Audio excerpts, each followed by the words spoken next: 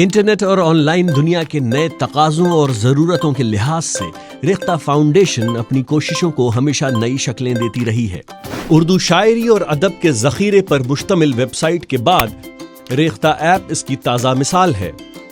Rekhta app यूं तो कई बरस से दस्तयाब है, लेकिन ऐप के नए वर्जन में उर्दू के अदबी सरमाया को नए डिज़ाइन और यूजर्स की सहूलत के तमाम तकाज़ों को सामने रखकर पेश किया गया है। अब आप अपने मोबाइल स्क्रीन पर छोटी सी जगह घेरने वाले ऐप आइकन पर क्लिक करते ही उर्दू शायरी, शायरों और उर्दू कहानियों से आबाद हैरत खेज तिलिस्म कदे में दाखिल हो सकते हैं। ये तिलिस्म कदा आबाद है 4000 से ज्यादा शायरों की तकरीबन 50,000 गजलों, नज़मों, 27,000 शेरों, 5,000 कहानियों और सैकड़ों ऑडियोज और वीडियोज से। वेबसाइट की तरफ से ऐप में भी तमाम शायरी उर्दू, देवनागरी और रोमन स्क्रिप्ट में मौजूद है। आप सिर्फ एक क्लिक पर ऐप को अपनी पसंदीदा स्क्रिप्ट में तब्दील कर सकते हैं। शायरी पढ़ते वक्त अगर कोई मुश्किल लफ्ज रुकावट बनता है तो तमाम टेक्स्ट के साथ इनबिल्ट डिक्शनरी मदद के लिए दस्तयाब है। रेख्ता ऐप में शायरी के तकरीबन उतने ही रंग पेश किए गए हैं जितनी हमारी और आपकी जिंदगी में है। आप जिंदगी के किसी पड़ाव पर हों या किसी भी एहसास से गुजर रहे हों, रेख्ता ऐप उससे मुताल्लिक शायरी फराहम करेगी।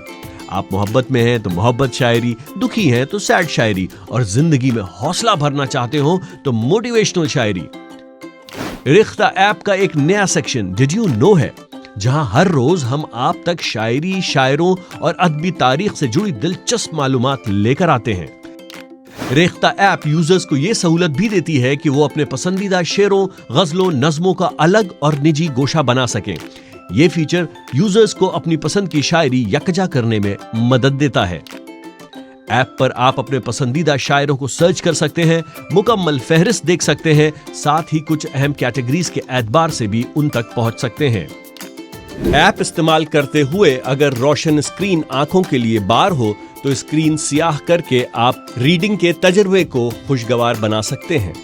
रेख्ता ऐप में ऐसा और भी बहुत कुछ है जिस तक आपको उर्दू शायरी और लिटरेचर के लिए आपकी तलाश पहुंचा सकती है। रेख्ता ऐप स्टोर और प्ले स्टोर पर मुफ्त दस्तयाब है। डाउनलोड कीजिए और शायरी के रंगों और रोशनियों में जिंदगी को खुशगवार बनाइए।